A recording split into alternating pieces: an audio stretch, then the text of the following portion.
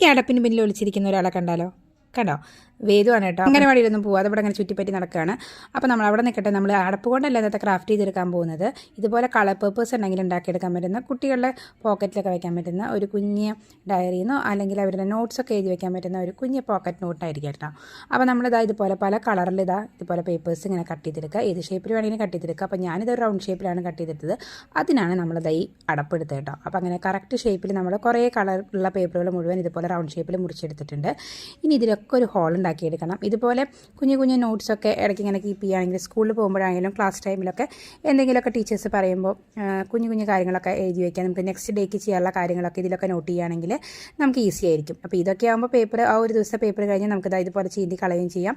അങ്ങനെ കഴിഞ്ഞാൽ വേറെ ഒരെണ്ണം ഉണ്ടാക്കുകയും ചെയ്യാം. അപ്പോൾ അതൊക്കെ ഒരു രസമാണ്. ഇതിൻ്റെയൊക്കെ വെറൈറ്റി ആയിട്ടുള്ള വെർഷൻസ് ഓൺലൈനിൽ അവൈലബിൾ ആണ്.